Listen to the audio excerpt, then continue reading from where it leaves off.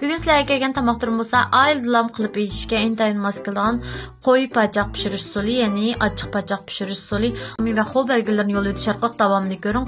Undaqda biz 4 taldan 6 talgacha pachaqni pakkos yuvib olgandan keyin mana shu qozonga silib, oz miqdorda lyojo quyib, bir qaynatib etgandan keyin suzib ilib, so'g'aq suvdan muzdek bo'lguncha yuymiz. Bunga kedarli xam xurishlarimizni tayyorlab olamiz, ya'ni Sinjandan taxminan 50 gramdan 100 gramgacha lajovang, samsaqdan 4 tal, guypidan 1 tal, bajovdan 3 tal, shangye proqli yupurmaqdan 3 tal, xajodan az miqdorda xogo deliodan 1 tal, kichkidan, dobajangdan 1 qoshiq.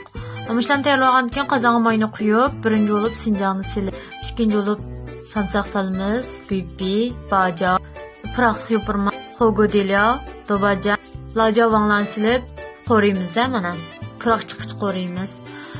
Qorib mana shu holatda qip-qizil holat kelgan vaqtda oz miqdorda suv quymiz. Suv quyib pachaqlarimizni soldik.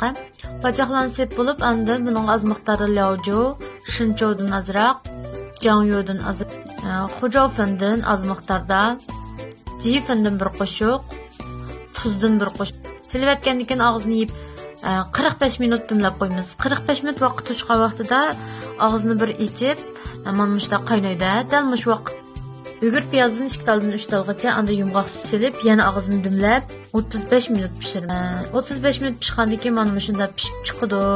Tovoqqa elib, ayirdiklaringiz bilan